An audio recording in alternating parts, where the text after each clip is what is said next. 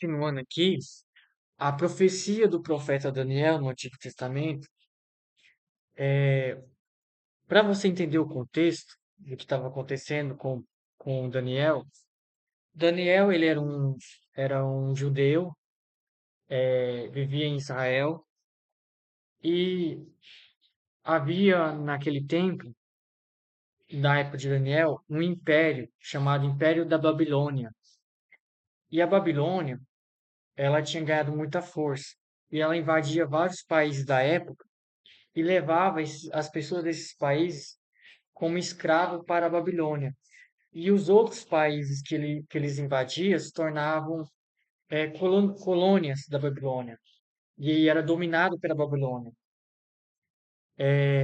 Na época de Daniel, isso aconteceu com Israel. E Daniel foi levado como cativo, como escravo para a Babilônia. E Daniel ele fez um jejum de 21 dias, onde que ele queria buscar a Deus para saber quando é que o seu povo seria libertado da Babilônia. E Deus revelou a Daniel um sonho, uma profecia, onde Deus revela como que seria os próximos reinos do mundo que dominaria sobre o mundo. Então, o primeiro reino, e esses reinos é simbolizado por uma estátua. Essa estátua chama de estátua de Nabucodonosor. Nabucodonosor, ele era o rei da Babilônia, que governava a Babilônia naquela época de Daniel. A cabeça a cabeça ela é de ouro e representa o império da Babilônia que governava sobre o templo de Daniel. Sobre os países da época, era dominado pelo império da Babilônia. Só que depois, com o passar dos anos, a profecia dizia que a Babilônia seria destruída pelo império do Medo-Persa. E, de fato, a história hoje registrada, que conta a história do mundo, isso realmente aconteceu. Na época de Daniel não tinha acontecido, era algo que iria acontecer. Mas, como isso já foi há mais de 2.000 anos atrás, isso já aconteceu. Essa profecia, ela já aconteceu até aqui, ó, até o Império Romano.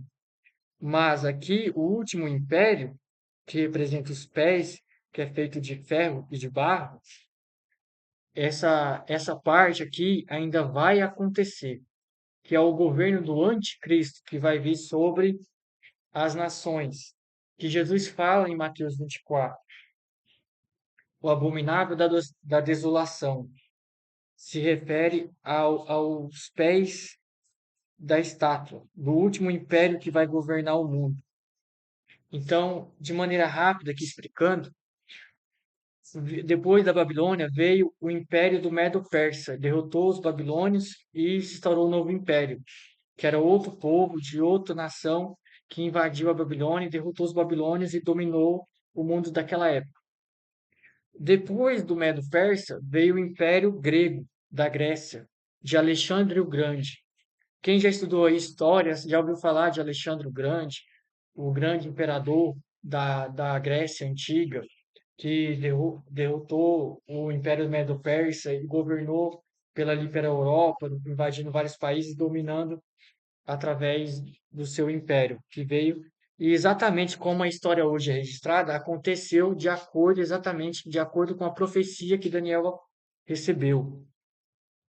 Depois do Império do Medo-Persa, do Império Grego, veio o Império Romano. E esse Império Romano, ele governou o mundo naquela época, o mundo que existia naquela época, ele dominou vários países. E um dos países que o Império Romano dominou foi a nação de Israel, que foi exatamente nesse tempo que veio Jesus. Quando Jesus ele veio ao mundo, Jesus foi concebido pelo Espírito Santo no ventre de Maria, e ele nasceu, aquele tempo que Jesus nasceu estava sendo dominado pelo Império Romano. Todos os outros impérios anteriores já tinham caído. mas o que governava o mundo naquela época era o Império Romano. Jesus ele é julgado e condenado pelo Pôncio Pilatos, né, que representava o Império Romano, né, estava ali sobre a ordem de César, que era o imperador romano. Então, entenda o seguinte: Daniel, ele nasceu e morreu antes de Jesus nascer. Daniel ele já existia antes de Jesus. E quando veio Jesus, já fazia muito tempo que Daniel já tinha morrido.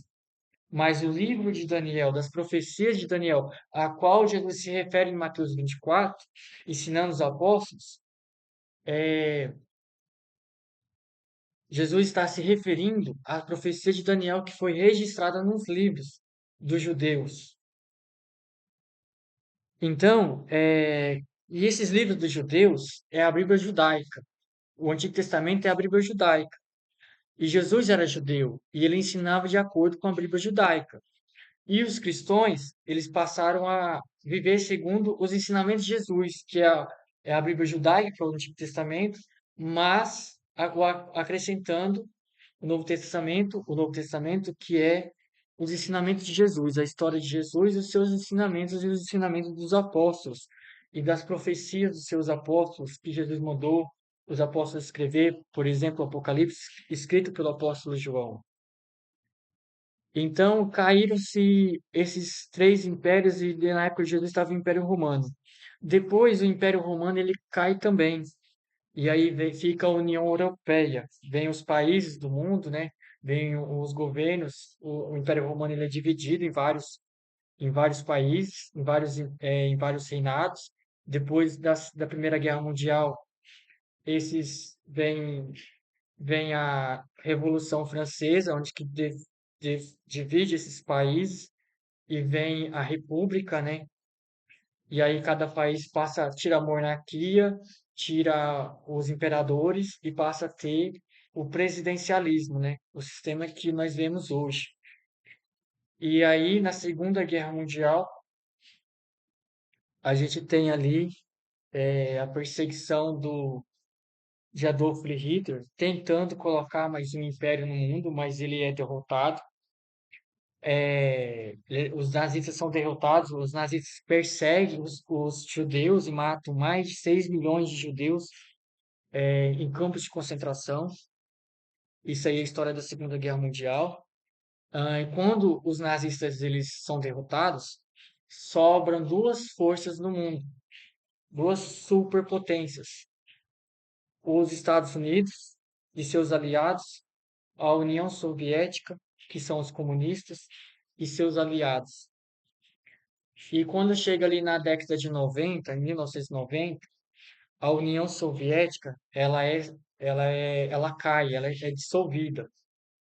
E o poder que prevalece no mundo, o maior poder que prevalece no mundo, é o poder capitalista, o poder dos Estados Unidos e seus parceiros, suas influências. Mas ainda existem países no mundo que estão na antiga União, que ainda adotam o regime da antiga União Soviética, que querem adotar o regime da antiga União Soviética, que é, por exemplo, a Rússia, que é o berço da propagação, vou dizer, não é o berço, é o berço do comunismo, que teve Stalin, né? E hoje tem o Vladimir Putin, que ele está invadindo a Ucrânia. Tudo está interligado. As profecias, os acontecimentos do mundo, está tudo interligado. E hoje a Rússia está invadindo a Ucrânia porque o desejo do Vladimir Putin, o ditador da Rússia, é restabelecer o governo comunista no mundo. É ele reconstruir a antiga União Soviética, o poder da antiga União Soviética. Na época da Segunda Guerra Mundial, a antiga União Soviética, quando ela venceu, no auge da União Soviética, ela dominava 15 países. E o que Vladimir Putin quer é invadir esses 15 países e transformar eles novamente na União Soviética. E em contraponto, nós temos os Estados Unidos, a União Europeia, Israel. no outro lado, tentando combater as forças da, do, da, da Rússia. E a Rússia tem do seu lado a China, a Coreia do Norte, Cuba, Venezuela, Irã, tem do seu lado países muçulmanos radicais que querem a destruição de Israel, tem do seu lado esses países comunistas que eu citei. Então, existe um bloco dos países comunistas juntamente com os países islâmicos radicais, que formam ali um poder para lutar contra o bloco dos países capitalistas, que é a União Europeia, Estados Unidos e Canadá e mais alguns outros países. O bloco do capitalistas, o bloco capitalista, ele tem um grupo militar chamado OTAN, que é Tratado do Atlântico Norte, que é um grupo militar, é um grupo de países que fazem parte desse tratado, onde que a lei desse tratado diz que se um país da OTAN, do grupo capitalista, for atacado, todos os outros países têm que se unir para lutar contra aquele que está atacando. No caso, por exemplo, a Ucrânia queria se unir à OTAN, queria se unir ao bloco dos países capitalistas. E por querer se unir, a Rússia não aceitou e invadiu a Ucrânia para tentar impedir que a Ucrânia se una ao grupo capitalista. E, de novo, a Rússia ela quer o domínio novamente da antiga União Soviética. E é por isso que o mundo está à beira de uma terceira guerra mundial. Se a Rússia invadir, por exemplo, a Polônia, que já faz parte da do grupo capitalista, do grupo da União Europeia, da OTAN, se a Rússia invadir a Polônia, que já a Polônia fazia parte antigamente do grupo do comunismo da antiga União Soviética, inclusive durante o papado do João Paulo II, o Papa João Paulo II ele é da Polônia, ele nasceu na Polônia, ele é polonês. E durante o período que o João Paulo II era papa, que ele era papa, ele pregava muito contra o comunismo que estava implantado lá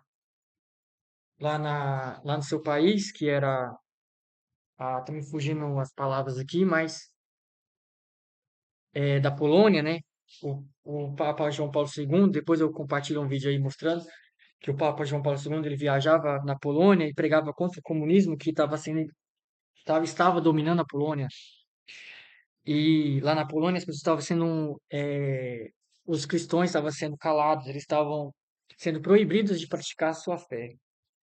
E o Papa João Paulo II ele foi um papa que pregou muito, mas fervorosamente contra o comunismo, porque ele entende que o comunismo na sua base, na sua raiz, é contra o cristianismo.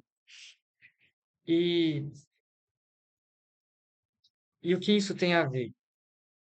Que hoje nós temos dois grupos no mundo, o grupo capitalista e o grupo comunista. E essas duas forças estão brigando por território, brigando por influência e por poder. E a qualquer momento pode estourar a Terceira Guerra Mundial. E isso é algo que já está profetizado.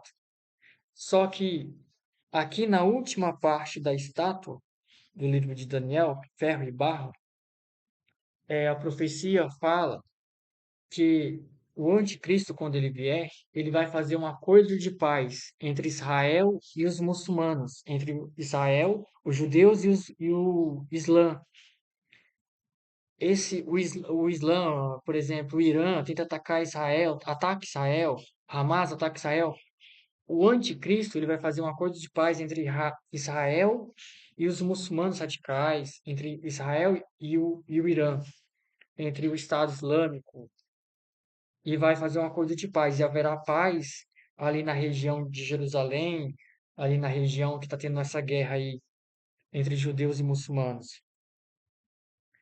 E o anticristo, ele também vai fazer um acordo de paz entre o bloco do capitalista e o bloco do comunista.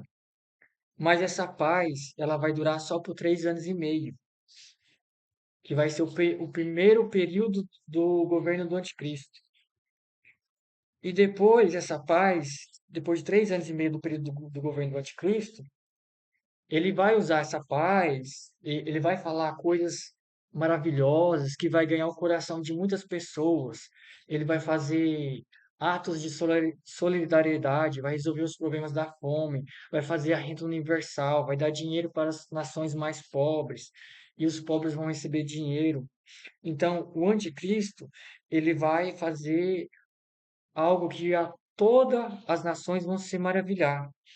E a palavra de Deus, tanto no livro de Daniel quanto em Apocalipse 17, e no livro de Apocalipse e outros capítulos, fala que 10 nações, das nações mais poderosas do mundo, vão dar toda a sua, vai dar toda a sua autoridade para esse líder que vai conseguir construir esse acordo de paz entre Israel e os muçulmanos, entre os comunistas e os capitalistas.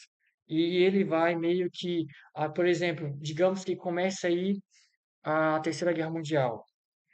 Logo que começar, talvez ele já consiga fazer um acordo de paz e a guerra não venha se espalhar, não venha destruir o mundo, porque hoje nós já temos bombas atômicas, armas nucleares, e cada país aí que tem sua arma atômica, sua bomba nuclear, se for utilizado, o mundo vai em extinção, vai ter, tudo será destruído.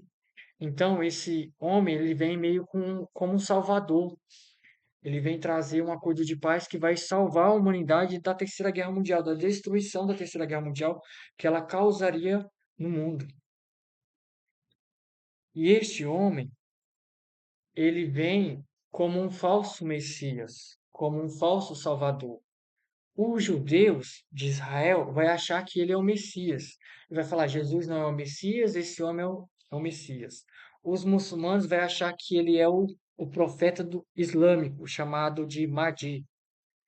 Ele vai achar que ele também é um profeta islâmico. Vai haver uma mistura, vai misturar aí as religiões, ele vai criar uma única religião, onde que ele vai querer tirar o poder do Papa, da Igreja Católica, vai querer tirar o poder da Igreja Evangélica, vai querer tirar o poder dos muçulmanos, da autoridade muçulmana na sua fé, e vai criar uma religião única, onde que os valores serão valores em comum, mas os valores cristãos serão tirados. E a palavra de Deus fala que o anticristo, ele será um homem que vai ser a favor da, da homossexualidade, que ele vai ser o, contra os ensinamentos de Deus, porque Deus criou homem e mulher para que homem e mulher se unissem e formassem sua família e gerassem filhos. E a estratégia do inimigo é fazer o inverso, ele inverte tudo aquilo que Deus cria. Deus enviou o Messias, Jesus Cristo, para salvar o mundo, para pregar o evangelho, para as pessoas crer e ser batizadas e serem salvas. E o inimigo, o encardido, ele envia o anticristo para o mundo como seu Messias, para ensinar o pecado para o mundo, se afastar dos valores de Cristo, de Jesus Cristo, e ir para uma nova religião, mas uma religião que é uma falsa religião. Ela não adora a Deus, o Deus verdadeiro. Ele, depois dos 3 anos e meio, o anticristo ele vai se declarar como sendo Deus. Ele vai se assentar no lugar santo lá de Israel. O templo de Israel, o templo dos judeus, Salomão, será reconstruído. Ele vai se assentar nesse templo e ele vai se declarar Deus depois de 3 anos e meio. E quando ele fizer isso, os judeus vão ver com seus olhos e vai reconhecer que o anticristo, esse líder mundial, ele não é o Messias. E aí os judeus vão quebrar a sua aliança com o anticristo. E aí o anticristo ele vai passar a perseguir os judeus e os cristãos. Os judeus e os cristãos serão perseguidos a ponto de serem mortos. E isso vai da metade do tempo do seu governo até o final do seu governo. O governo do anticristo, as profecias ensinam, tanto no livro de Daniel quanto no livro de Apocalipse, ensina que o governo do anticristo ele vai durar apenas 7 anos. 3 anos e meio de paz, de uma falsa paz, e mais 3 anos e meio de grande tribulação, que é o período da grande tribulação que Jesus fala em Mateus 24. É,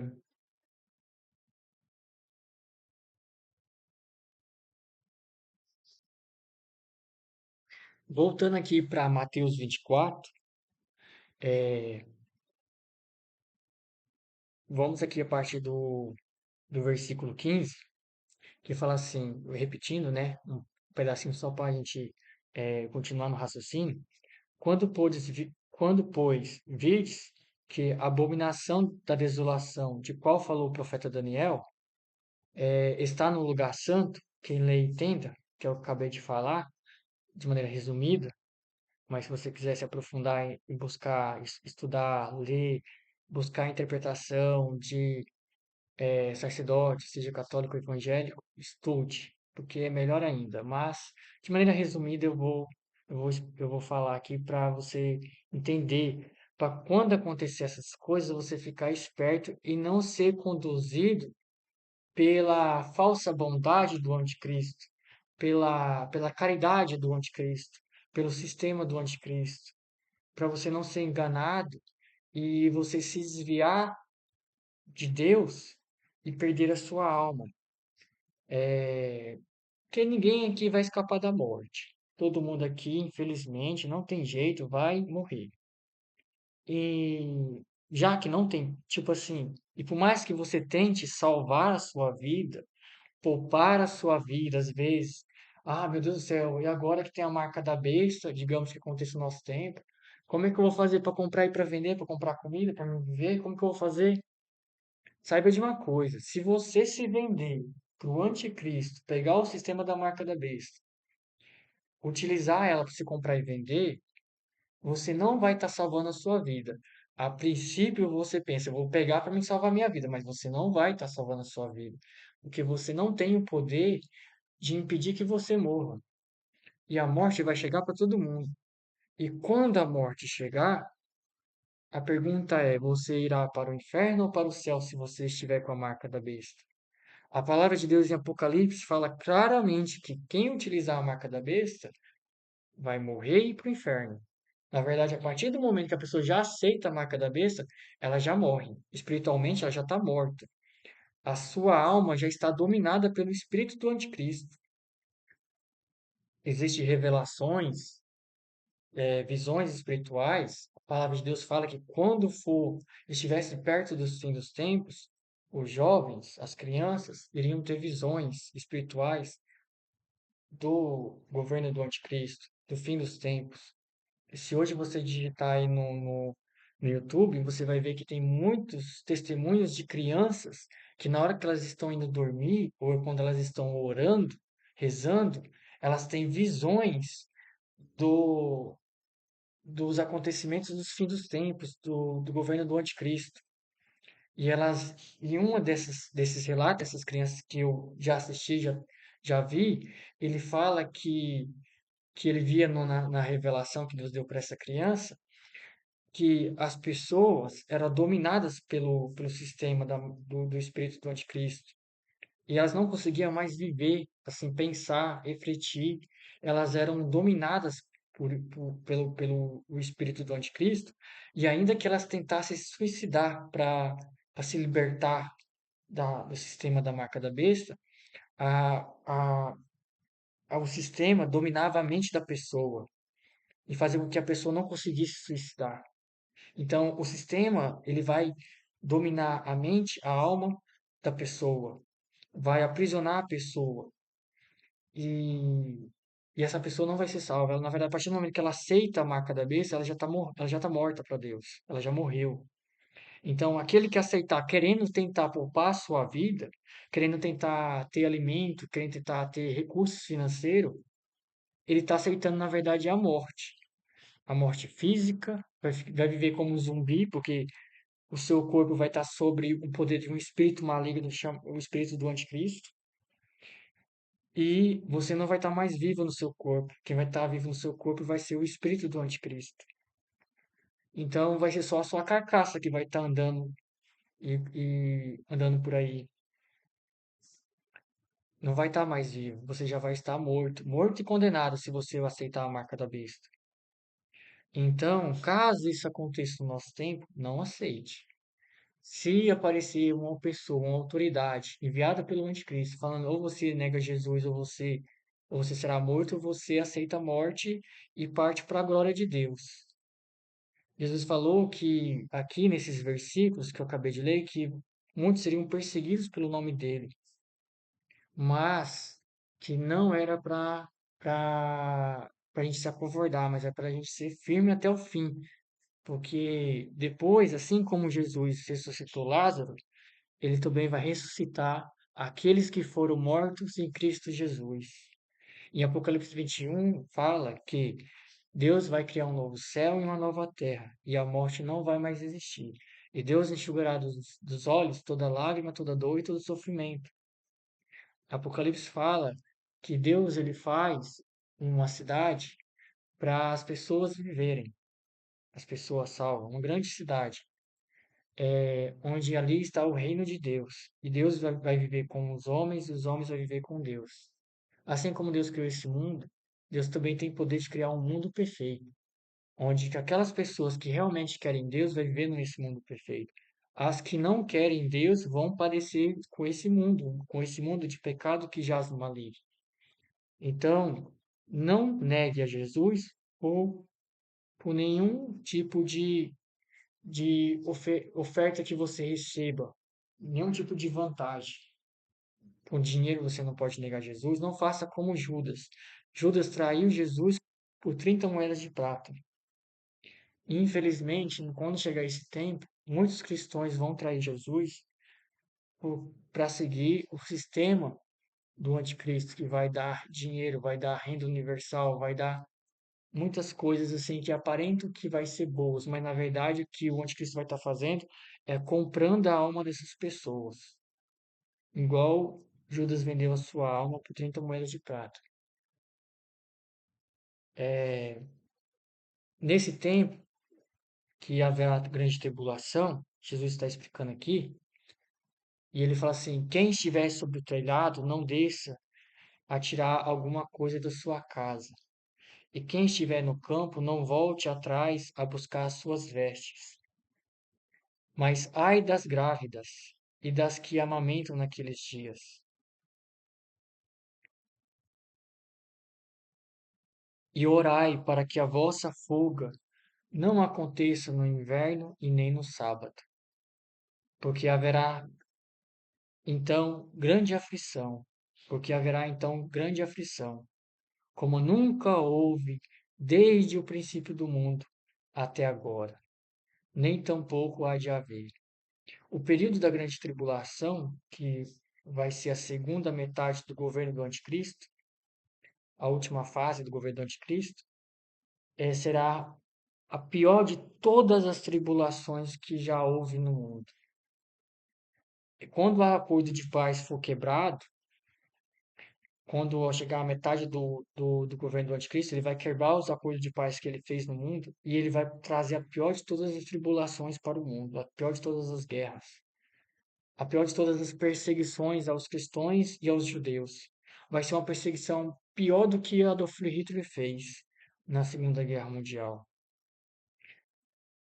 E se aqueles dias, versículo 22 de Mateus 24, Jesus falando, e se aqueles dias não fossem abreviados, nenhuma carne se salvaria, mas por causa dos escolhidos serão abreviados aqueles dias.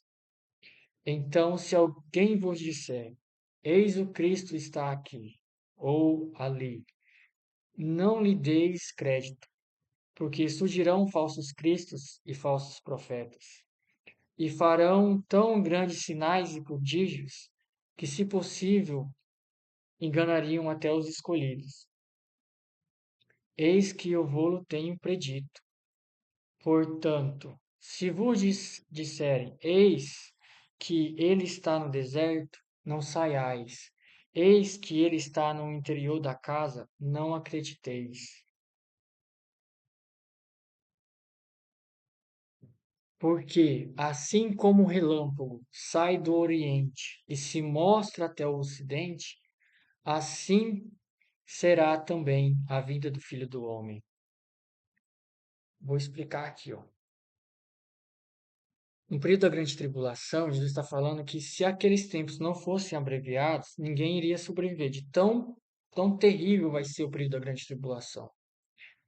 E isso significa o quê? Que Deus ele vai intervir no período da grande tribulação. Apocalipse 17, não só Apocalipse 17, mas várias partes do Apocalipse, fala que Jesus ele volta para derrotar o anticristo.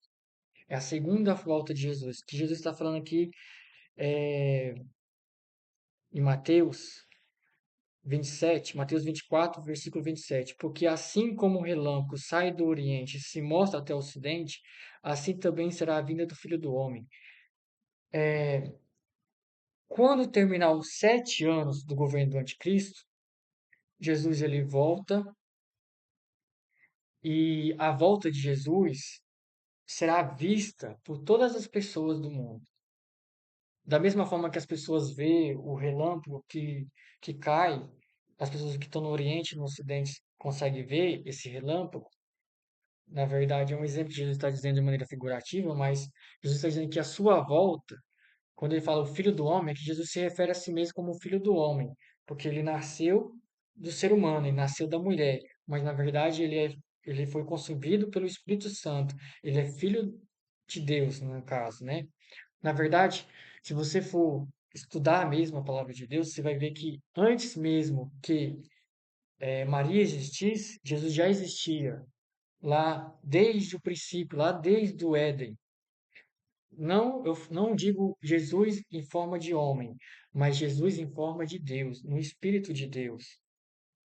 Quando lá em Gênesis, a palavra de Deus diz assim: façamos o homem à nossa imagem e semelhança. O verbo façamos está no plural. Ele não diga eu faço o homem à imagem, a minha imagem e minha semelhança. O verbo de Deus fala assim: façamos o homem, ou seja, quando é que a gente diz façamos? É quando existe mais de uma pessoa fazendo. E quem que fez o homem, segundo a palavra de Deus, segundo Gênesis? O próprio Deus. No restante da criação, dos animais, da terra, dos seres vivos, das estrelas, do sol, da lua, Deus ele dá a ordem. Por exemplo, ele fala assim: haja luz, e a luz se fez. Mas quando vai nos mares, que nos mares desses seres viventes, animais, peixes, etc., aves do céu, Deus ele dá a ordem, mas no homem ele fala assim: façamos. Deus ele pega pó da terra e forma o homem. E se você for pegar, se você for estudar o que tem no corpo humano, é os mesmos elementos que tem no pó da terra. Nós temos vários eu não vou entrar nesse assunto, porque é um assunto mais. Eu comecei a entrar nesse assunto, mas eu vou pular. Não vou explicar com detalhe, mas resumidamente, o que tem no nosso corpo são os mesmos elementos que tem no pó da terra. Quando o pó da terra é a maneira que naquela época Deus tinha para utilizar para dizer da menor partícula do corpo, da menor partícula da matéria, que hoje a ciência diz que é átomos, prótons e elétrons. E nós somos feitos dessas mesmas matérias que existem na Terra. Dentro de nós existe ferro. É um ferro assim diferente, mas é o mesmo ferro que vem do pó da Terra. É potássio, vários tipos, vários elementos químicos que estão na Terra estão também no nosso organismo. Mas pulando essa parte e voltando aqui para o raciocínio, eu estava falando que Deus ele pegou o homem do pó da terra e fez o homem. Ele falou, façamos. Ali, e quem é Deus? É Pai, Filho e Espírito Santo. Então, Jesus ele já estava ali. E a palavra de Deus fala que ele faz o homem, Deus ele faz o homem segundo a sua imagem e semelhança. Nós somos semelhantes a Deus, nós somos parecidos com a nossa aparência. A forma do nosso corpo é parecida com a aparência de Deus. Já a aparência dos anjos, se você for estudar, você vai ver que a aparência dos anjos é diferente. Tem anjos que têm 6 asas, tem anjos que têm mais de uma cabeça, tem vários olhos, é totalmente diferente. Lógico que quando o anjo ele vem aparecer para Maria, por exemplo, ou para qualquer outra pessoa, quando um anjo aparece para qualquer outra pessoa que Deus quer que o anjo apareça, ele vem na forma de humano. Mas na palavra de Deus, nos livros proféticos, mostra que a verdadeira aparência dos anjos são seres assim que você vai olhar e você vai falar, nossa, parece aquelas coisas de alienígena, é totalmente, mas não feio, sabe? São imagens gloriosas de anjos, mas não tem aparência de homem, resumidamente. Mas e Jesus também, sobre essa questão de Jesus já existir, questão assim, antes mesmo de Maria existir, Jesus ele tá pregando assim no para os judeus, né? Tá pregando ali para os sacerdotes, para os sacerdotes da época, que eram os fariseus e os saduceus. Jesus ensinando, ele fala: Antes que Abraão existisse, eu sou. E Jesus fala assim também, se você for ler lá na palavra de Deus: E eu vi Satanás caindo como um relâmpago. Jesus fala que ele viu Satanás sendo expulso do céu, né? O anjo que se tornou. Satanás significa adversário. A tradução da palavra Satanás significa adversário. É uma palavra, eu não sei se ela é grega ou se ela é hebraica, mas é uma palavra que não é do português. E a tradução dessa palavra significa adversário. Então, Jesus fala assim: Eu vi o adversário sendo expulso do céu, sendo jogado para a terra. Esse anjo, quando Lúcifer foi expulso do céu, arremessado na terra, e nem Adão e Eva existiam ainda nesse período de tempo. Mas Jesus já estava lá vendo que e ele disse que ele viu Lúcifer sendo o adversário sendo expulso do céu por ter se rebelado contra Deus. Então, existem vários pontos das passagens da palavra de Deus que você vai ver que Jesus ele sempre existiu lá no céu. O Messias sempre existiu, sempre esteve com Deus lá no céu. Mas quando ele vem para ser sacrificado como sacrifício pelo perdão dos nossos pecados, ele nasce em forma humana, através do Espírito Santo, através do ventre de Maria, certo? Então, voltando aqui para o assunto, é só para você entender essa parte, porque Deus é eterno, Deus sempre existiu e sempre vai existir. Ele não tem início, meio e fim. Se Deus tivesse início, meio e fim, não tinha como as coisas surgir. Alguém tem que ser eterno para que desse alguém possa vir a existência a criatura, as coisas que foram criadas, que somos nós, os anjos, os planetas, a Terra, o universo, etc. Então vamos aqui, ó, voltando aqui, então Jesus está falando assim, que Jesus ele volta, né? E ele pega e destrói o governo do anticristo. A palavra de Deus fala em Apocalipse que a terra se abre e o anticristo, o falso profeta e a besta é engolido pela terra. E eles são levados diretamente para o lago de fogo e enxofre, onde todos os demônios e todos os condenados vão passar a eternidade lá. Isso está escrito em Apocalipse. Então, o que eu quero frisar é o seguinte: existem acontecimentos, que eu quero aqui explicar Mateus 24 agora numa forma mais geral. Vamos falar aqui de maneira mais geral do contexto aqui de Mateus 24. Existem duas coisas aqui diferentes. Existe o princípio das dores, que são as guerras, terremotos, pestes. Isso sempre aconteceu no mundo. Esse é o princípio das dores, mas não é o fim. mas existem coisas que caracterizam o fim, que só vai acontecer no período que Jesus estiver prestes a voltar. Se você continuar a ler aqui em Mateus 24, Jesus ele fala que o tempo que isso vai acontecer, ninguém sabe qual vai ser o dia e a hora que Jesus vai voltar.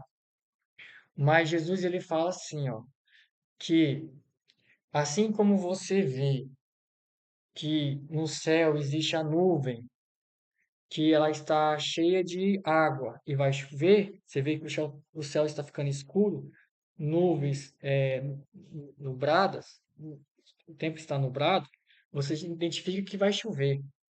E Jesus também ele fala que as coisas que são características da sua volta, os acontecimentos que são específicos, que antecedem a sua volta, quando você vê essas coisas acontecendo, saiba que Jesus está voltando. Jesus está prestes a voltar. Então, quais dessas coisas aqui, das profecias que Jesus está falando, que Daniel está falando, que Apocalipse está falando, quais destas coisas é que marcam, que antecede, que são específicas à volta de Jesus? São as coisas que nunca aconteceu antes. Nós podemos falar de guerras, rumores de guerras, terremotos e pestes. Essas coisas sempre aconteceu, são o princípio das dores. E isso não caracteriza a volta de Jesus. Não é um ato que caracteriza, que dizer assim, ó, agora é o tempo que Jesus volta. Porque essas coisas sempre aconteceu. Mas existem as coisas que eu vou falar agora, que são características da volta de Jesus, que não aconteceu e que vai acontecer somente quando Jesus estiver para voltar. Quais são essas coisas? É a profecia de Apocalipse 13, da marca da besta, é a vinda do último império que vai governar o mundo, que vai ser o governo do anticristo, um homem que vai trazer o acordo de paz, que eu já expliquei, entre Israel e os muçulmanos, entre comunistas e capitalistas, que vai trazer a uma falsa paz para o mundo e depois a grande tribulação, que vai obrigar as pessoas a utilizar a sua marca de comprar e de vender. Mas antes disso, as pessoas, o mundo está sendo preparado para se adaptar a esse sistema da marca da besta que vai vir, de maneira que as pessoas não sofra, não tenha resistência em aceitar a marca da besta. Então, as tecnologias, os avanços tecnológicos, que não tinha como acontecer no tempo de Jesus, não tinha nem como mesmo acontecer há 200 anos atrás, há 100 anos atrás, com a nova tecnologia, com esses novos sistemas de pagamento, nós estamos vendo uma evolução dessas tecnologias, onde que elas vão culminar, elas vão terminar na marca da besta. Então, hoje é um protótipo, tipo assim, o sistema está sendo implementado aos poucos. Não é errado você utilizar esses sistemas de hoje para você comprar e vender, mas ele é tipo uma preparação para a marca da besta, entende? Para deixar a sociedade acostumada com um sistema semelhante aos que já estão sendo criados, com um sistema que vai ser criado, que é o sistema da marca da besta. Então, primeiramente, eles vão tirar o dinheiro de circulação. No Brasil já existe um projeto aí dos próximos 3 anos tirar o dinheiro de circulação. Isso vai acontecer também em outros países do mundo.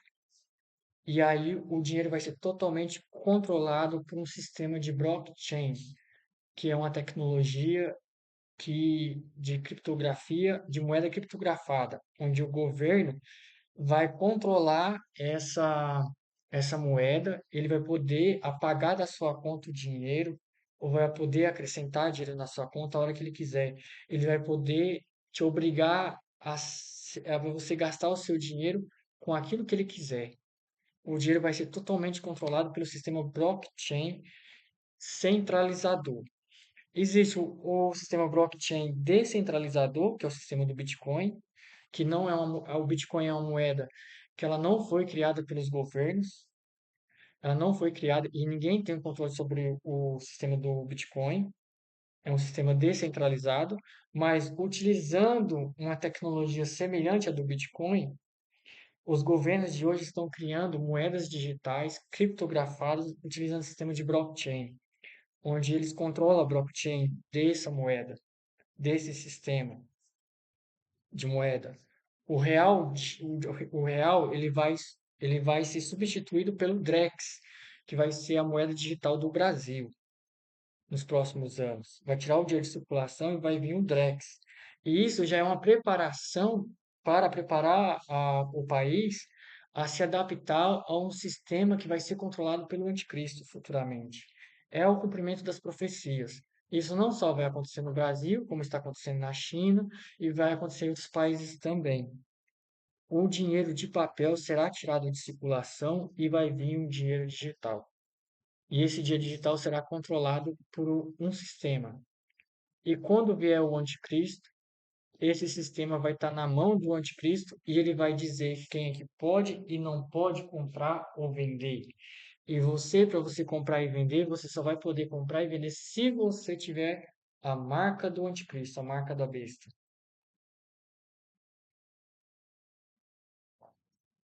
Então, tomei um gole aqui de suco.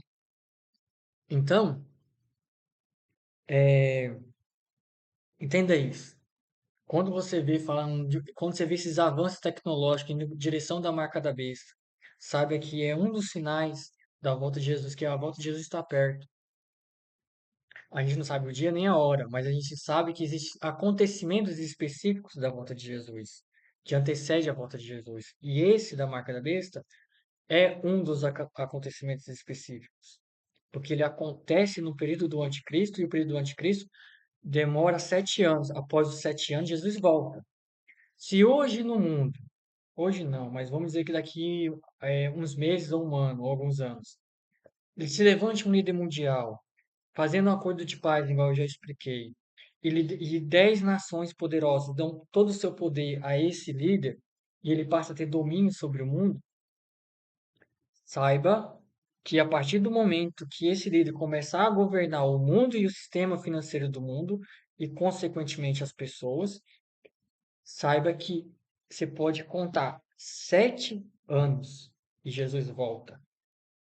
A gente não sabe que dia e que hora que isso vai começar e que dia que vai ser que Jesus volta. Mas Jesus falou que quando isso acontecer, é 7 anos para ele voltar. Serão 3 anos e meio de falsa paz, promovidas pelo anticristo, mais 3 anos e meio de grande tribulação, e ao fim do total desses 7 anos, Jesus volta e destrói o anticristo e traz um novo. Aí o reino de Jesus estabelece para a humanidade. Aí isso aí é outra parte que eu vou falar, que eu posso falar. Resumidamente, acontece semelhante àquilo que está escrito em Apocalipse 21, que novo céu, nova terra, um novo sistema de governo, onde as pessoas estarão com Deus e Deus estará com as pessoas. Entende? De maneira resumida. Eu, Existem outras coisas, outros detalhes, mas isso aí eu deixo para outro momento, para falar sobre isso. Mas vamos focar aqui das coisas que antecedem a volta de Jesus, que é específico à volta de Jesus. Então, se você vê esses acontecimentos acontecendo, fica atento, porque Jesus está perto de voltar. E se você é católico ou evangélico, não importa a religião que você seja, eu não vou dizer aqui que se você é católico, você tem que se converter a ser evangélico para você ser salvo. E também eu não vou dizer que se você for evangélico, você tem que se converter para ser salvo pela Igreja Católica. Eu não creio desse jeito, por causa que eu creio que o Deus ele vai salvar os verdadeiros cristãos. Tanto na igreja evangélica quanto na igreja católica existem os falsos cristãos e os falsos profetas. E os falsos, ou aqueles que têm a religião, têm a fé, mas não praticam, esses vão ficar na terra e vão passar pelo período da grande tribulação. Esses vão ter que fugir do anticristo. Alguns vão se corromper e outros vão ter que ficar fugindo do anticristo, vai ter que se esconder, vai ter que viver da caça de animais no meio do mato, no, sei lá, vai ter que dar um jeito, mas não vai poder aceitar o anticristo. E a palavra de Deus em Apocalipse fala que haverá uma multidão de cristãos que estarão sendo perseguidos na grande tribulação, que não aceitaram a marca da besta, e eles serão salvos, porque por mais que eles não foram levados pelo arrebatamento, porque vai ter um período na grande tribulação aí, que os cristãos que tiverem certinhos com Deus, ou quase certinhos, Deus vai levar essas pessoas da terra e vai levar para o céu. Elas serão arrebatadas. E os noticiários, os jornais, vão dizer que essas pessoas foram abduzidas por alienígenas. Mas a palavra de Deus fala que essas pessoas são os cristãos que foram arrebatados, que estavam vivendo uma vida realmente com Deus, praticando a palavra de Deus. E essas pessoas serão levadas para o céu, vivas. Elas não vão morrer, serão tiradas do céu, serão tiradas da terra e levadas para o céu num piscar de olhos. A Bíblia fala, no fechar e no piscar de olhos serão arrebatados. O apóstolo Paulo explica isso em uma de suas cartas no Novo Testamento. Isso aí é outro acontecimento que é específico no período que antecede a volta de Jesus, o arrebatamento. Mas uma parte, mas do total dos cristãos, poucos é que vão ser arrebatados. A maioria, infelizmente, vai ficar. Porque os cristãos de hoje em dia estão deixando os valores de Cristo e seguindo os valores do mundo, seguindo os ensinamentos do mundo, as ideologias do mundo, que são contrárias à palavra de Deus. E os cristãos que fazem isso, infelizmente, se eles não se arrependerem antes da volta de Jesus, antes do arrebatamento, eles vão ficar e vão ter que passar pela grande tribulação. Mas aqueles que estiverem firmes com Deus serão arrebatados, serão livrados da grande tribulação, serão levados para o céu. Igual Enoque foi levado no Antigo Testamento. Enoque não morreu, ele foi arrebatado, ele foi levado para o céu. E hoje na imprensa se pode observar que já existe relatos de alienígenas, de uma possível aí, estão surgindo alienígena ou especulações de surgimento de alienígenas. Isso, na verdade, é preparando a humanidade para acreditar que quando o arrebatamento acontecer, foram para eles divulgar na imprensa que foram os alienígenas que levaram essas pessoas, que abduziram essas pessoas. E o anticristo, ele vai falar que os alienígenas levaram essas pessoas porque os cristãos que foram levados, eles eram rebeldes, eles não queriam aceitar o novo sistema de governo do mundo, sabe? Então, essas notícias assim que você fica ouvindo na internet ou na imprensa, em documentários sobre a existência de alienígenas, isso aí já é uma preparação para a humanidade acreditar que os seres humanos foram abduzidos, para que as pessoas não creiam que foi Jesus que voltou e levou as pessoas. Vai ter duas voltas de Jesus, a volta do arrebatamento e depois a volta que Jesus vem para destruir o governo do anticristo após os 7 anos. Existem algumas outras profecias, e já estou finalizando, que marcam acontecimentos da volta de Jesus, que antecede a volta de Jesus. Por exemplo, existem profecias que falam que quando Jesus estiver prestes a voltar, o rio Eufrates, ele vai secar. E o rio Eufrates, ele já está secando. O rio Eufrates, ele fica lá perto ele fica lá perto da região lá do Oriente Médio. Ele fica lá perto de Israel, Egito, na Síria, Iraque. Ele passa por essas regiões ali perto. Ele não passa ali em Israel, mas ele passa perto. E a palavra de Deus fala que quando Jesus voltar, o rio Eufrates ele vai estar seco, porque vai acontecer a batalha do Armagedon. Os exércitos do, do anticristo vai marchar contra Jesus pelo rio Eufrates. Mas para ele marchar pelo rio Eufrates, o rio vai ter que estar seco, eles vão pisar no solo, na terra, não nas águas. E isso já está acontecendo. O rio Eufrates está secando, as suas águas estão secando. E isso é uma profecia, ó, lá do Antigo Testamento que já fala da volta da Batalha do Armagedon e também está descrito no livro de Apocalipse. Outro acontecimento que caracteriza a volta de Jesus é a profecia sobre o Mar Morto. O Mar Morto fica ali na região ali de Israel.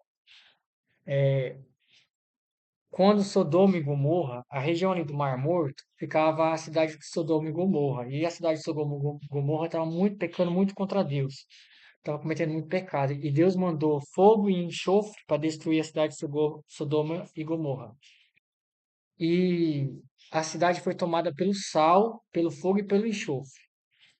E até hoje, lá, essa região de Sodoma e Gomorra, ela está dominada pelo sal, pelo fogo e pelo enxofre. Lá tem cavernas que estão queimando enxofre até hoje. E o fogo não se apaga. Além disso, tem o Mar Morto, que ele é uma água tão salgada, mas tão salgada, que nem as bactérias sobrevivem nesse mar. E nem os peixes, nenhum tipo de vida consegue sobreviver nesse mar.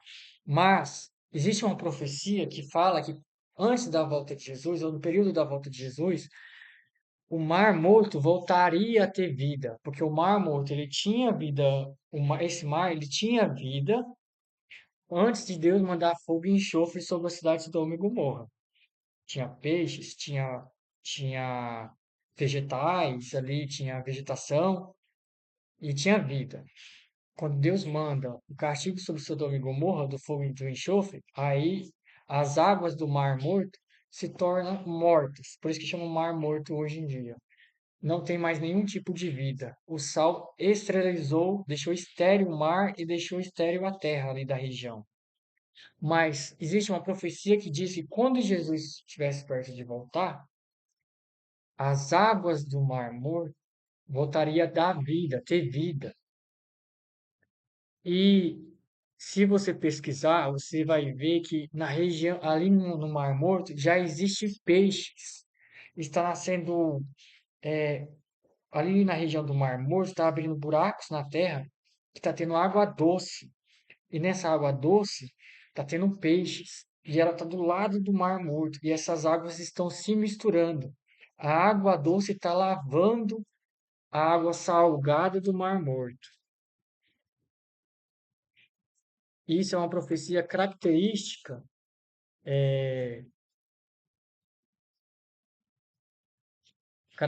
da volta de Jesus. Ó, de acordo com a Bíblia, o mar morto voltará a ter vida, pois as águas purificadoras fluirão em direção ao local. E se você for ver aqui em imagens e vídeos, melhor vídeos no YouTube, mas eu não vou mostrar porque senão vai ficar. Depois vocês verem, você vai ver que nas águas do Mar Morto já está tendo peixe. E também existe uma profecia característica que fala que no deserto passaria a ter flores, passaria a ter uma vegetação que não é de acordo com a vegetação do deserto, que também passaria a ter vida, passaria a ter águas. E se você for pesquisar, ó, o deserto tá tendo muita água, tá tendo chuvas no deserto, e tá florescendo uma nova vegetação. E o deserto está tendo também a água. Vou escrever aqui, ó, para você ver, ó, enchente no deserto. Aqui, ó, tá acontecendo as enchentes no deserto. e está criando-se rios, lagos no meio do deserto. E está tendo vida no deserto. Isso também é uma das profecias que antecede a volta de Jesus. É, é, vamos ver aqui, vegetação, colocar flores no deserto. Aqui, ó, olha a vegetação que está nascendo no deserto. Essa vegetação, ela não é característica do deserto. O deserto está mudando. Em vários lugares do mundo, os desertos estão mudando. E isso é uma das características, sabe, da mudança do que vai sofrer a terra na volta de Jesus, sabe? Eu não lembro de uma profecia que fala exatamente desses desertos aqui, dessas mudanças, mas do Mar Morto eu tenho absoluta certeza, e você pode ver vídeos aí, seja de sacerdotes católicos ou evangélicos, você vai ver que de fato isso que eu estou falando está acontecendo. Não só sacerdotes evangélicos e católicos, principalmente do povo judeu. Se você vê os judeus lá falando da vida do Mar Morto, tendo vida de novo, você vai ver que as coisas estão acontecendo. Então, fique atento aos acontecimentos do mundo e busque entendimento sobre as profecias da palavra de Deus que estão se cumprindo e se entregue mais a Deus. De verdade, busque conhecimento da palavra e pratique a palavra. Ah, talvez pense que para ser salvo você tem que ser simplesmente uma boa pessoa, que você tem que, eu vou ser salvo porque eu não faço mal a ninguém, eu não mato, não roubo, eu só trabalho, vivo minha vida aqui e tá tudo bem. Então eu vou ser salvo por isso. Só que isso quem pensa assim são as pessoas que não têm conhecimento da palavra de Deus, porque não são essas coisas que fazem a gente ser salvo. Porque, na verdade, o que nos condena não é as coisas boas que a gente faz. As coisas boas, elas são certas naturalmente. Por exemplo, um criminoso, uma pessoa que comete um crime, ela não é presa porque ela ajudou alguém ou fez uma coisa boa para as pessoas. Ela é presa quando ela pratica um determinado crime. Por exemplo, se a pessoa roubou, ela é presa porque roubou. Por mais que ela seja, entre aspas, uma boa pessoa, mas basta ela praticar um crime que ela já é presa, que ela já é condenada à prisão. Qualquer outro tipo de crime, matar uma pessoa, matou porque estava defendendo uma pessoa aí, estava me atacando. Mas matou, a lei fala que não pode, então você vai cometer um crime você vai ter que responder penalmente por esse crime. Então, na justiça de Deus, o que nos condena são os nossos pecados. O ideal seria que ninguém pecasse, que ninguém tivesse nenhum pecado, que todo mundo fosse santo, mas todo mundo pecou. Então, se você já mentiu alguma vez na sua vida, saiba que a mentira, o pai da mentira é o diabo.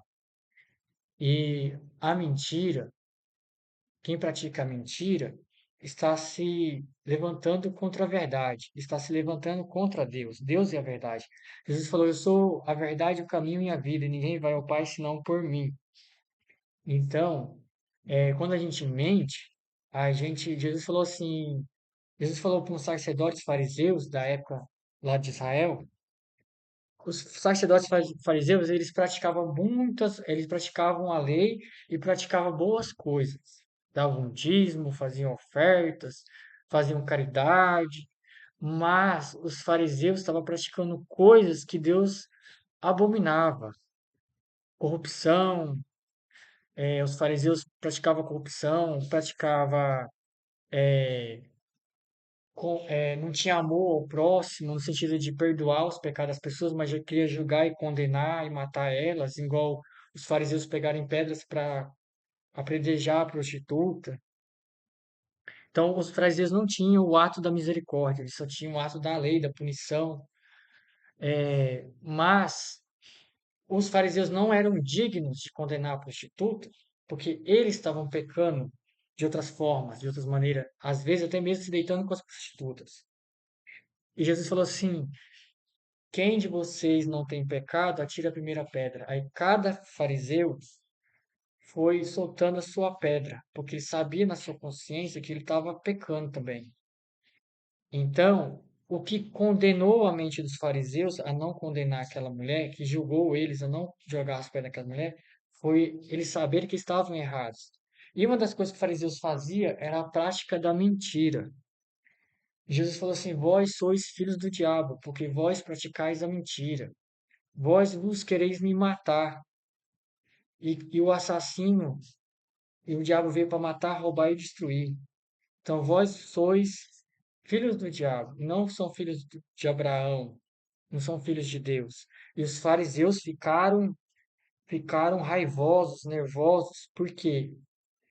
Porque os fariseus são os sacerdotes judaicos escolhidos pela lei de Moisés, que foi ditada por Deus. Os 10 mandamentos foi ditado de Deus para Moisés e depois o livro de Deuteronômio é a lei judaica para os fariseus e para os sacerdotes judeus.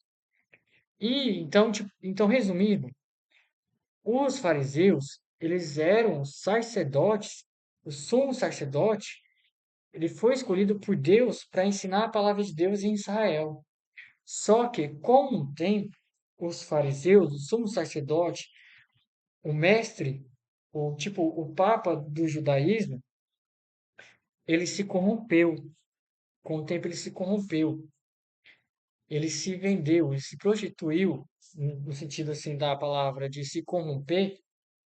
Não estou dizendo no estilo de praticar a prostituição do ato sexual, mas eu falo assim, vender os valores, se corromper por dinheiro ou por outros interesses, por poder, qualquer outra coisa do tipo.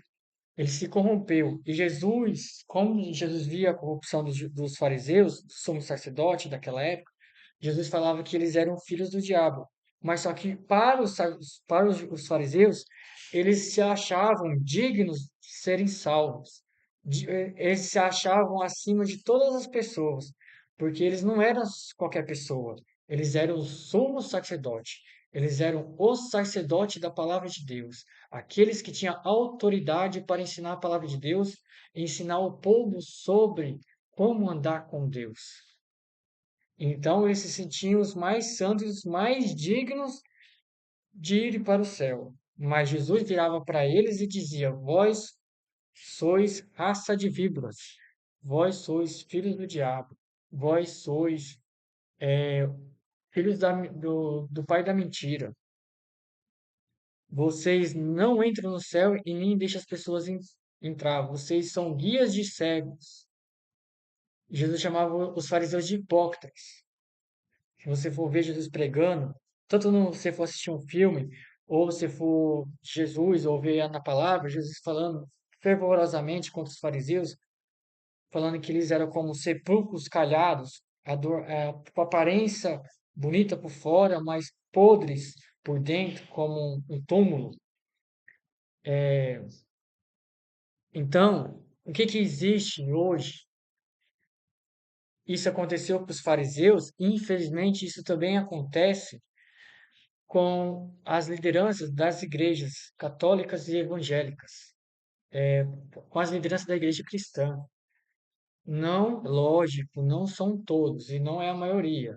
Eu acredito que não seja a maioria, mas de tempo em tempo você vê aí notícia de escândalo de corrupção, de escândalo de pastor ou de padre que fez coisas que são até mesmo crimes de abuso sexual, crimes de corrupção, de roubar, de desviar, de enganar as pessoas, enganar os fiéis.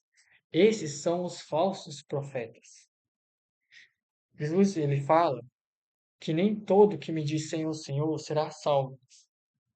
Jesus, ele fala assim, ó, nem todos que me diz Senhor, Senhor entrarão no reino dos céus. Muitos naqueles dias me dirão: Senhor, Senhor, não foi em teu nome que profetizamos? Não foi em teu nome que fizemos milagres? Não foi em teu nome que praticamos maravilhas? E Jesus abertamente vos dirá: Afastai-vos de mim, malditos, vós que praticais a iniquidade. Então, você lendo a palavra de Deus, você vai ver que existem os falsos profetas. Jesus fala assim: Acutelai-vos dos falsos profetas, que vêm a vós vestidos de ovelha. Eles aparentam ser boas pessoas, mas por dentro são lobos devoradores. Pelos seus frutos os conhecerão. Não tem como uma árvore boa dar maus frutos e não tem como uma árvore má dar bons frutos. Então, pelos seus frutos os conhecerão. Então, quando a gente vê um pastor, um padre, ou um fariseu, ou um sumo sacerdote judaico, um sacerdote judeu, ele praticando coisas que são contrárias à vontade de Deus, esses aí são os falsos profetas. E Jesus ele conta também uma parábola que fala do que o reino dos céus é semelhante ao a um semeador que saiu a semear. E ele semeou na terra ali sua semente para que nascesse o seu fruto, né? Para que a terra desse o seu fruto através da semente. Mas veio o adversário, o inimigo, durante a noite e semeou o joio. O semeador, o fazendeiro, vamos dizer assim, ele semeou o trigo, a semente do trigo. Mas veio o inimigo na noite e ele semeou o joio. E o joio e o trigo, eles são muito parecidos. Fotos de joio e trigo. O joio e o trigo, eles são muito parecidos, que é o joio e esse aqui é o trigo. E Jesus está falando dessa parábola, toda parábola, ela é uma forma de Deus pegar as coisas materiais, como está acostumado a conviver nesse mundo, para explicar as espirituais. A parábola ela significa que o joio é o falso cristão, é o falso profeta, é aquele que vai entrar nas igrejas para fazer bagunça, para escandalizar a obra de Deus, para que as pessoas que querem viver a palavra de Deus, querem ir na igreja, elas se esmoreçam, percam a fé e saiam da igreja. E o que nós vemos muito hoje, muitas pessoas hoje não vão mais à igreja. Ah, eu não vou na igreja não, porque pastor faz muito trem errado. Ah, eu não vou muito na igreja não, porque padre fez muito trem errado. Mas não é todos os sacerdotes que faz trem errado. E a estratégia do inimigo é fazer que você esmureça a sua fé, que você perca a sua fé, que você, igual um tempo atrás eu falei sobre a corrupção que existe na igreja evangélica e na igreja católica, que existe pessoas que estão lá dentro querendo destruir a fé e a igreja de dentro para fora. Hoje, dentro da igreja católica, existe uma luta interna entre pessoas lá que querem implementar a ideologia marxista dentro da igreja e destruir a essência do evangelho, e existe os bispos conservadores, os cardeais conservadores, que estão querendo manter a igreja dentro dos ensinamentos, dentro dos ensinamentos da palavra de Deus. Existe aqueles que querem reformar a igreja e deixar ela mais parecida com as ideologias do mundo, aceitar coisas que a palavra de Deus fala para não aceitar. Isso são pessoas que foram enviadas pelo inimigo. É o joio.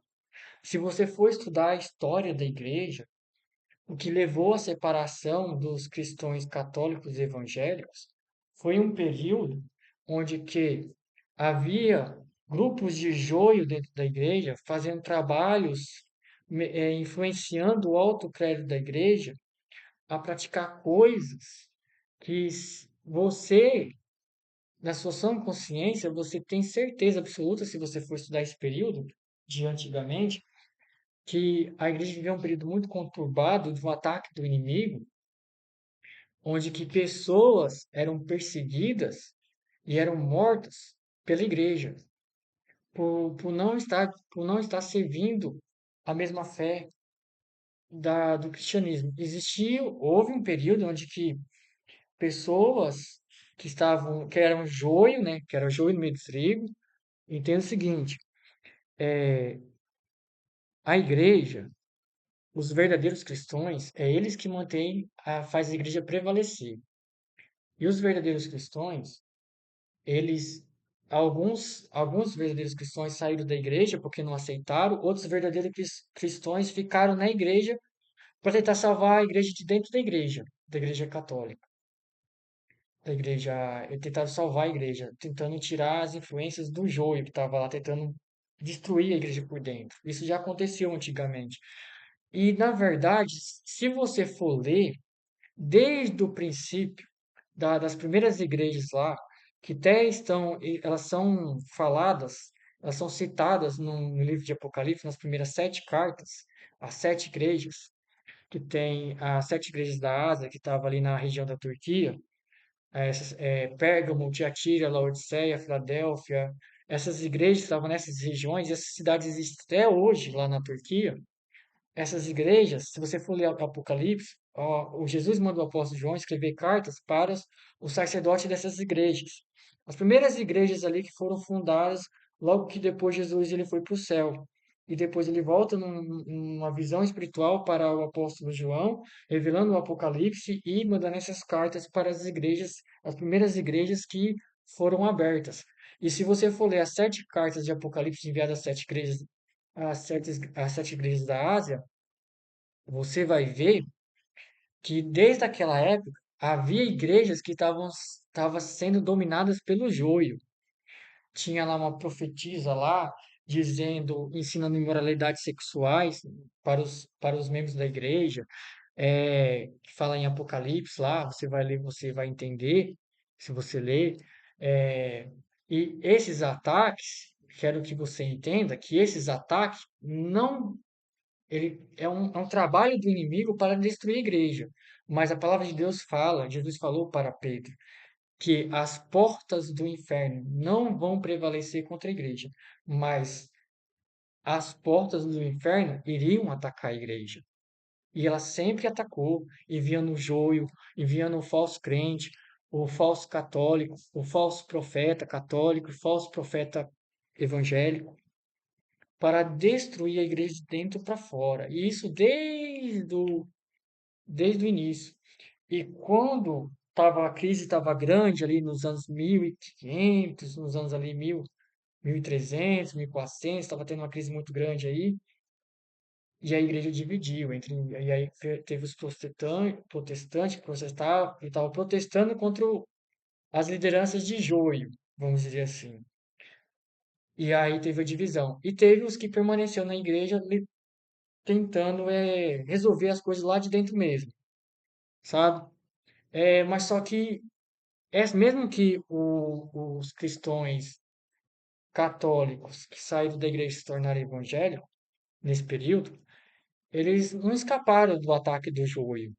A gente não escapa. Mesmo as pessoas que são evangélicas, elas não escapam do ataque do joio. Os falsos crentes também nas igrejas, os falsos profetas, falsos pastores, falsos sacerdotes, falsos bispos da igreja evangélica existem, estão atacando as igrejas. E esses falsos, eles vão levar as pessoas a pecar contra Deus, a se rebelar contra a palavra de Deus, a fazer coisas que Deus não manda fazer e vai conduzir as pessoas a seguir o anticristo, quando chegar o período do anticristo. E vai querer. Hoje já existe até igreja gay, pra você ter noção. Igreja de onde que o pastor é gay e casa a pessoa, onde, padres que, que querem apoiar a homossexualidade, até querem celebrar casamento homossexual. Não, isso aí é raro. Os que querem fazer isso é raro, mas existe, infelizmente. Tipo assim, a palavra de Deus não fala para celebrar casamento homossexual, mas fala para pregar o evangelho de salvação do homossexual, onde que a palavra de Deus, assim que vem para salvar o adúltero, a prostituta, também vem para salvar o homossexual, assim como vem para salvar o mentiroso. Jesus, o preço que Jesus pagou na cruz é para salvar qualquer pessoa, independente do pecado. Só tem um pecado que não tem salvação, que é a blasfêmia contra o Espírito Santo. Os demais pecados, todos têm perdão e salvação. Mas para isso a pessoa tem que confessar os seus pecados, tem que assumir. É errado mesmo, está errado, e eu peço perdão a Deus e peço que Deus tenha misericórdia de mim, me transforme segundo a sua vontade, e que você sempre esteja ali orando, pedindo perdão pelos seus pecados, e essas orações de pedido de perdão, juntamente com a fé e a busca pela, pela palavra, e você buscando praticar a palavra, mesmo que você não consiga ser perfeito, mas a busca, ela é o caminho da salvação, é isso que te faz salvo. Então, dentro da igreja existe o joio e o trigo, os falsos cristãos e os verdadeiros cristãos. E Jesus continua a parábola, e no final da parábola ele fala que quando chegar o fim dos tempos, Deus enviará os seus anjos e separar o trigo do joio. E Deus colocará o joio para um lado, o trigo para o outro, e os anjos vão queimar o joio, porque estão a serviço do mal. Então, a gente tem que, tipo assim, se você vê escândalos nas igrejas, se você, poucos católicos sabem, mas muitas coisas do passado da igreja, que a igreja era uma só, né? Coisas que aconteceu no passado, se você estudar, você vai ficar assim, nossa, meu Deus do céu, como que isso aqui aconteceu? Isso também é ensinado nas escolas pelas professoras de história. E quando a professora de história foi ensinar na escola, e eu li aquilo lá no livro de história, que aconteceu na igreja, que a igreja perseguiu e matou, não a igreja, eu vou dizer, mas algumas pessoas da igreja perseguiu e matou pessoas em nome da fé, fizeram tortura e sei lá mais o que, um monte de coisa ruim. Quando isso aconteceu, isso, infelizmente, dividiu a igreja, né? E aí tem a divisão até hoje, mas é difícil. É difícil você pegar e voltar tudo de novo, porque as coisas são diferentes da maneira de cada um praticar a sua fé.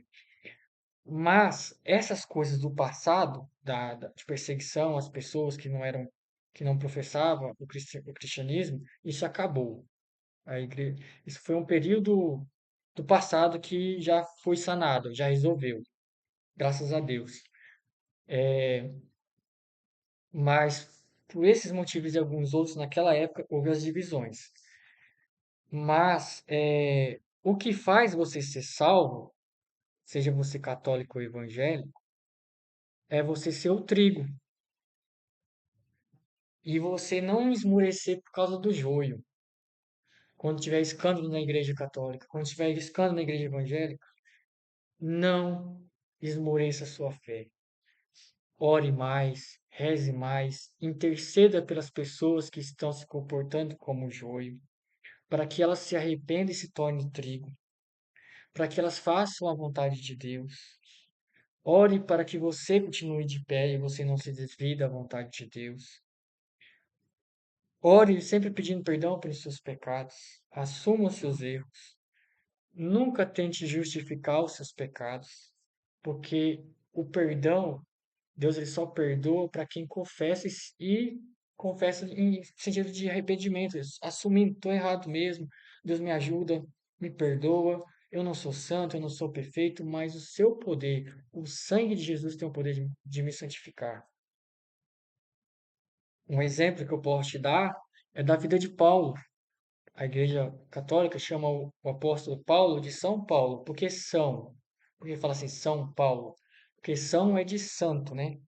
Mas, se você for analisar a vida de Paulo, Paulo, antes de ser apóstolo de Jesus, antes de ser cristão, ele era um perseguidor dos cristãos. Ele matava cristãos. Ele perseguia o Paulo, ele era um assassino. Ele era um homicida, ele matava pessoas. Ele perseguia e matava os cristãos. Só que em uma de suas perseguições, Jesus aparece para ele e fala assim: Saulo, Saulo, por que você me persegues? E aí ele fala assim: Mas por quê? Mas quem que eu estou perseguindo? Aí ele fala: Você está me perseguindo eu, Jesus. Ao perseguir o meu povo, você está me perseguindo. E ali ele pega e se converte a Jesus, ele se converte a Cristo. Então, hoje nós podemos dizer que Paulo, o apóstolo Paulo, ele é santo, mas ele é santo pela graça e a misericórdia, pelo sacrifício de Jesus, porque os pecados de Paulo eram muitos. Os pecados de Paulo eram enormes, ele matava cristãos, ele matava pessoas. Mas hoje nós podemos chamar eles de Paulo está santificado. Ele foi santificado pelo sangue de Jesus, porque o sangue de Jesus tem poder de santificar a gente para a gente poder ver a Deus. A palavra de Deus fala assim, ó, sem santidade ninguém verá a Deus. E o que vai fazer a gente ver Deus, que vai fazer a gente estar com Deus, é o sangue de Jesus, é o sacrifício de Jesus. É o preço que Jesus pagou para que nós, pecadores, fôssemos salvos. Não é por causa nós não vamos ser salvos por causa das nossas boas obras. Não é por causa das coisas boas que a gente faz.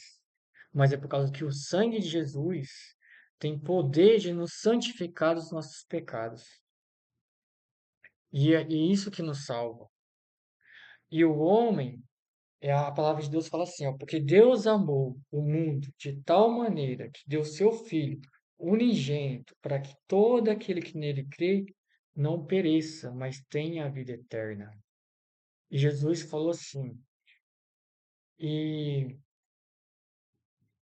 e Jesus fala assim, todo aquele que nele crê e for batizado será salvo, mas aquele que nele não crê e não for batizado já está condenado.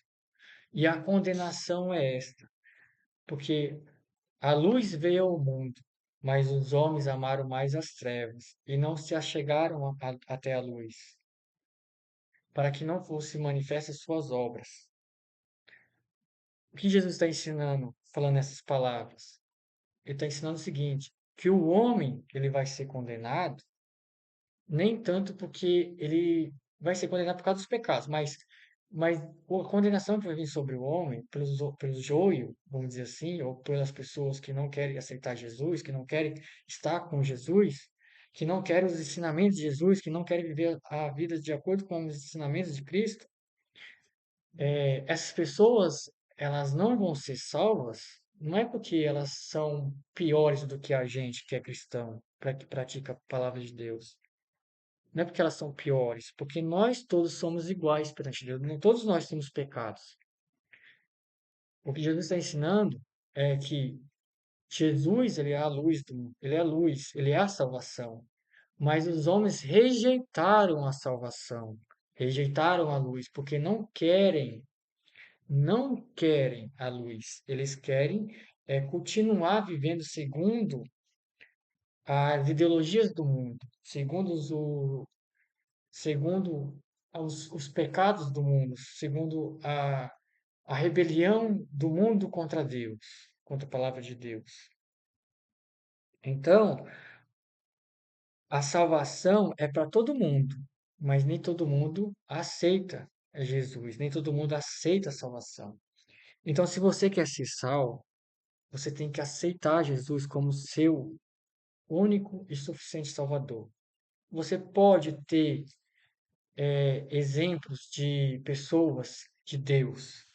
Você pode seguir os exemplos do apóstolo Paulo, do apóstolo João, dos profetas, de Maria, de José. Você pode, são pessoas especiais, escolhidas por Deus, são pessoas extraordinárias, é, assim, que mesmo com suas limitações humanas, conseguiram se converter e servir a Deus com o coração reto e sincero. E viveram um verdadeiro e foram verdadeiros cristãos. Você pode seguir eles como exemplo de vida.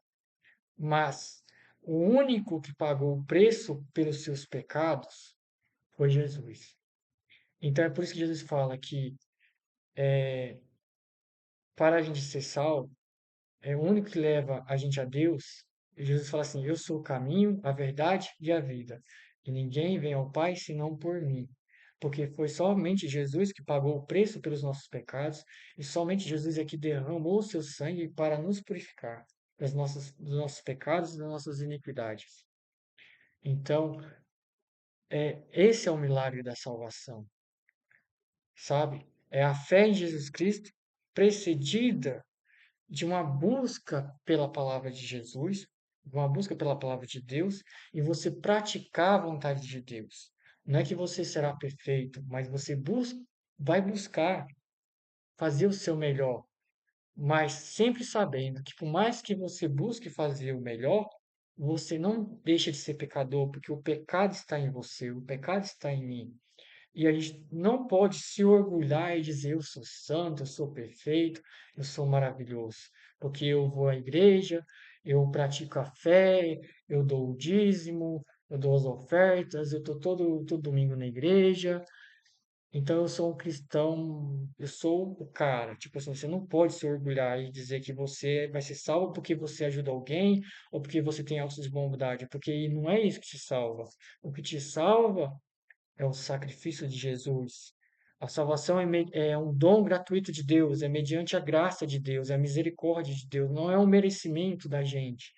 Não é a gente que merece ser salvo.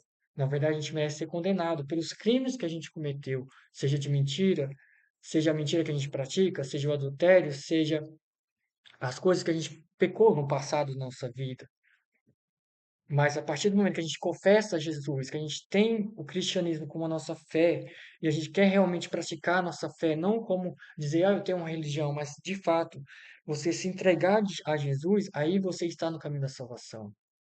A partir do momento que você se entrega a Jesus com o coração, com a alma, aí você sim é salvo. Mas se você dizer assim, eu tenho a religião, mas religião não vai te salvar. Não adianta você ser católico e não praticar a palavra de Deus. Não adianta se você ser evangélico e não praticar a palavra de Deus. O que faz você ser salvo é Jesus e a prática da palavra que Jesus te ensina. Não é você dizer assim, eu sou cristão, mas eu pratico coisas contrárias à palavra de Deus. Não é isso que vai te salvar. Se você diz ser cristão, mas você pratica as obras do joio, você não vai ser salvo. Se você diz ser cristão e você pratica as obras do trigo, e quais são as obras do trigo? É a palavra, é você defender a palavra de Deus e buscar praticar a palavra de Deus, na sua essência, na sua verdade.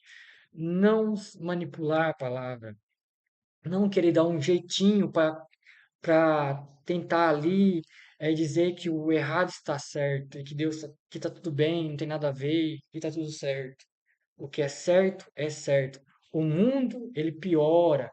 O mundo se acostuma cada vez mais com os pecados, mas Deus continua sendo o mesmo. Deus continua sendo santo e Deus quer que a gente seja santo.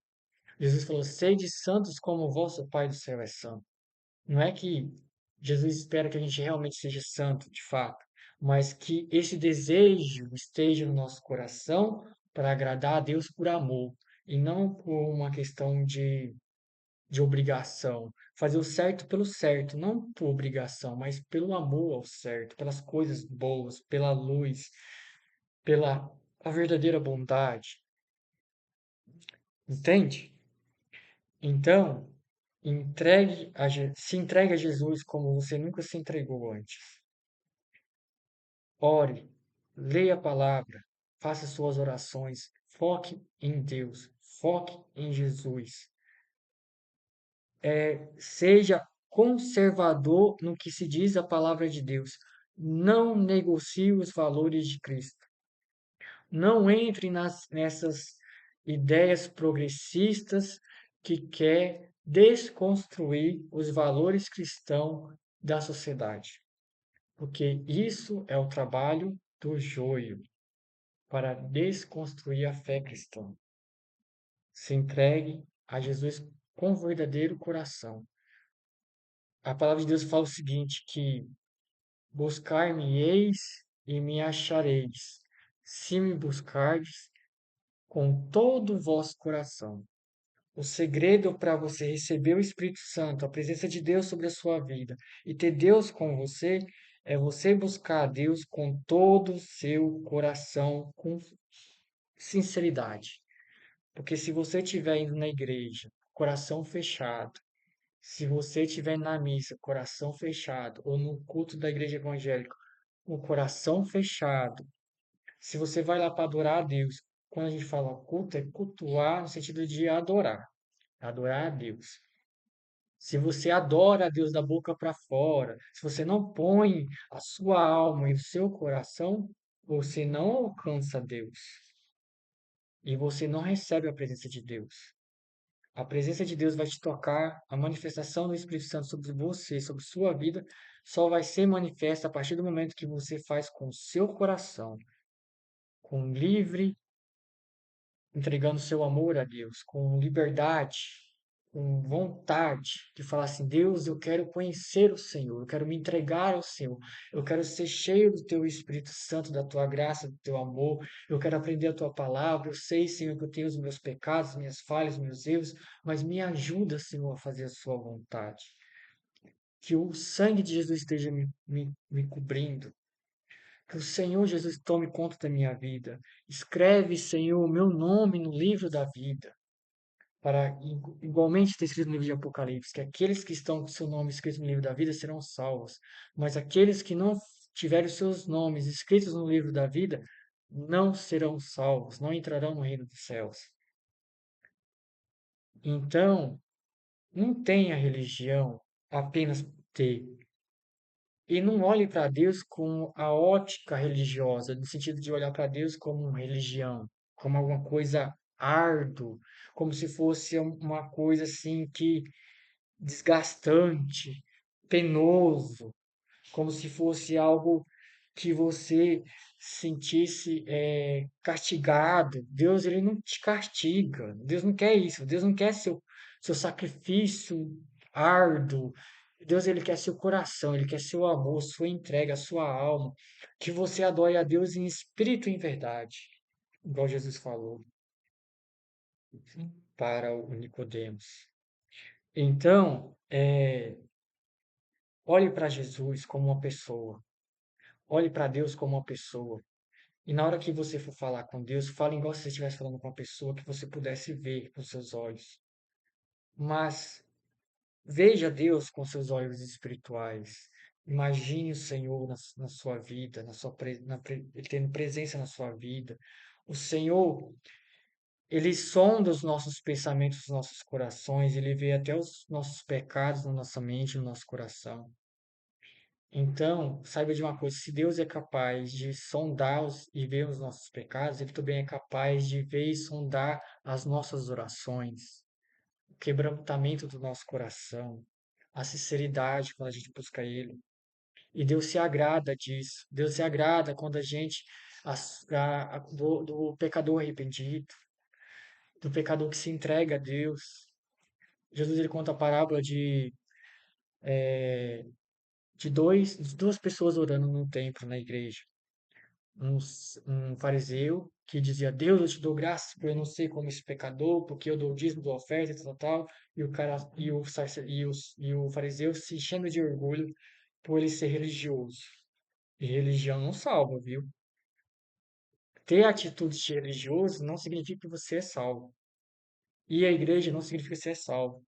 Ter atitude de religioso não significa que você é salvo. Jesus ensina isso nessa parábola.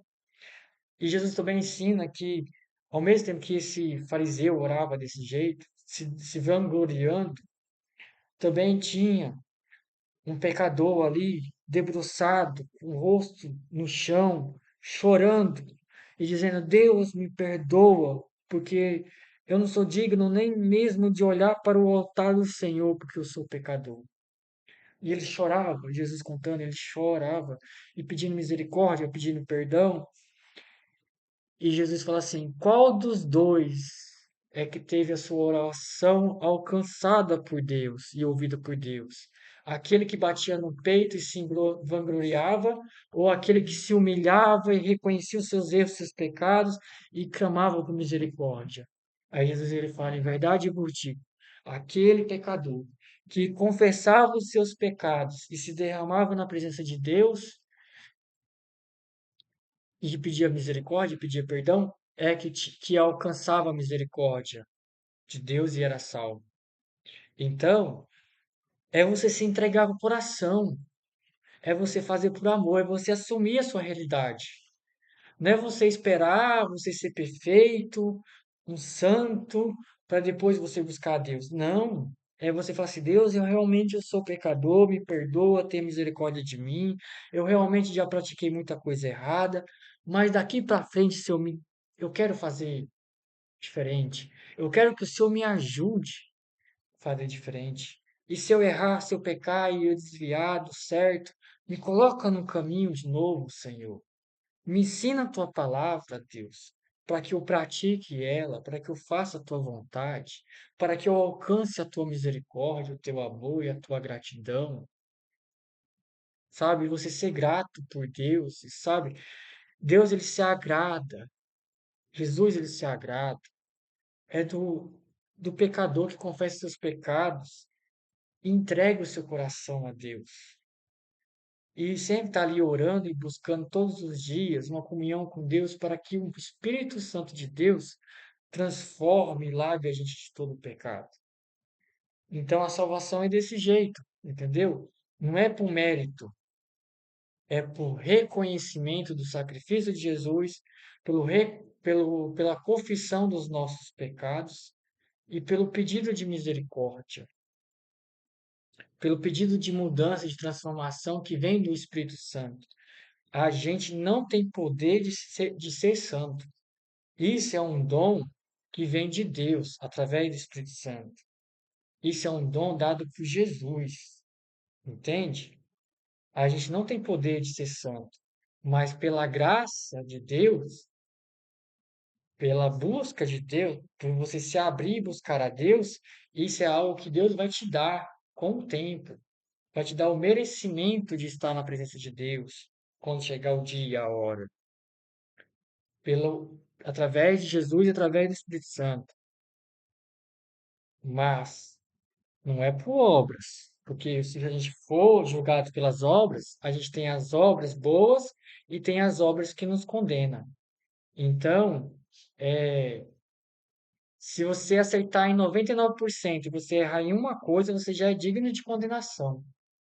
E quem aqui nunca erra? Todo mundo erra. Mas o segredo é sempre estar pedindo perdão e buscando a Deus com coração de verdade, com sinceridade de coração. Não é ter atos religiosos, é ter um coração quebrantado na presença de Deus. E se você tem ainda um coração que não é tão quebrantado, é só você orar, buscar a face de Deus no seu quarto, sem estar aparecendo para as pessoas, no segredo ali. Todo pecado Deus perdoa. E você ali confessando, pedindo perdão, misericórdia, a graça de Deus vai te alcançando.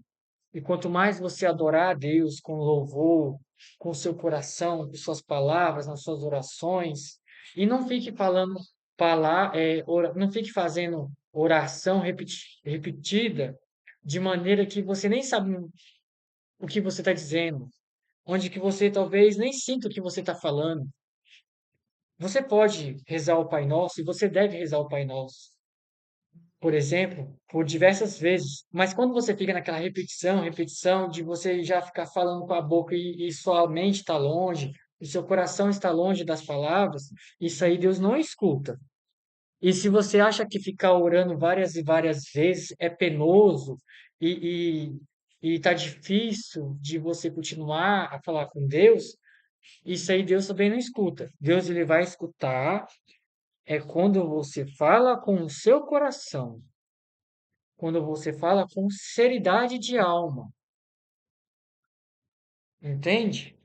Então, quando você for orar, seja o Pai Nosso, seja outra oração que você for fazer, quando você for rezar, reze com o seu, ou faça a sua oração com o seu coração. Às vezes é até bom você falar umas palavras diferentes, você falar de maneira espontânea, conversar com Deus igual você conversa com a pessoa. É, Deus, as coisas assim às vezes estão difíceis, mas o Senhor vai me dar vitória. Isso é uma oração que você pode fazer assim no seu dia a dia, em momentos ali do seu dia que você não precisa, você pode fazer isso em pensamentos. Oh Deus, eu sei que esses dias eu não estou bem, que eu estou falhando, mas me ajuda, Senhor, a sair dessa situação. Isso é uma oração. E se você fala para o seu coração, vale muito mais do que você falar 1000 repetições de uma oração que você fala da boca para fora. Entende? Então, estar com Deus e viver com Deus não é viver liturgia de religião. Você praticar a liturgia. A liturgia que a religião ensina é para você entender como é que busca Deus, como que você deve orar, como você deve buscar Deus. Mas você não tem que fazer isso de maneira árdua, como se fosse uma coisa penosa. Você tem que fazer com amor de coração. E se às vezes a repetição ali daquelas mesmas orações está te deixando cansado, respira e fala com Deus, igual se você estivesse falando com qualquer outra pessoa, só que de maneira respeitosa, lógico.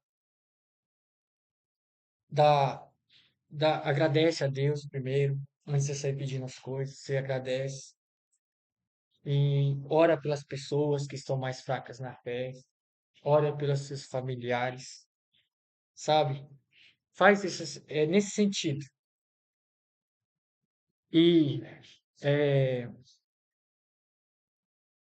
fica atento aos acontecimentos que estão acontecendo no mundo, fica atento a todos os acontecimentos que estão acontecendo nas igrejas. Não esmoreça sua fé por causa do joio, seja falso profeta, falso sacerdote, ou falso cristão, foque em Jesus. O seu alvo é Jesus.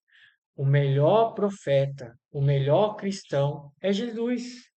O seu exemplo é Cristo, não é o ser humano. O ser humano está sujeito a falhar. E se quando você vê o ser humano falhando, seja um sacerdote, seja um cristão, ore por ele, não condene, não julgue. Se ele não se arrepender, se ele não se converter de verdade a Deus, infelizmente ele será condenado, conforme a palavra de Deus fala. Mas, enquanto isso não acontece, esteja intercedendo e orando para Deus conseguir salvar essa alma, salvar essa vida para não se perder. Se você viu notícia aí de um padre ou de um pastor que está fazendo trem errado, fazendo coisa errada, ore para que ele se arrependa, para que ele volte para os caminhos do Senhor. Ou se ele simplesmente está ali para fazer a maldade de maneira indireta, a serviço do inimigo, ore para que, nessa tentativa de destruir a igreja, ele acaba se convertendo a Deus, igual aconteceu com o apóstolo Paulo, que perseguia a igreja e depois se converteu. Entende? Então, faça isso e preste atenção nos acontecimentos que antecedem a volta de Jesus, os acontecimentos específicos da volta de Jesus. E não se corrompa pelos ensinamentos anticristãos. Não troque os ensinamentos de Jesus por nenhum tipo de moeda, igual Judas fez. O inimigo, ele sabe que ele não vai te ganhar dando aquilo que você não quer. Ele vai querer te ganhar dando aquilo que você quer. Mas em troca, ele vai querer a sua alma. Então seja esperto. Não vá na onda das ideologias que são contrárias à palavra de Deus.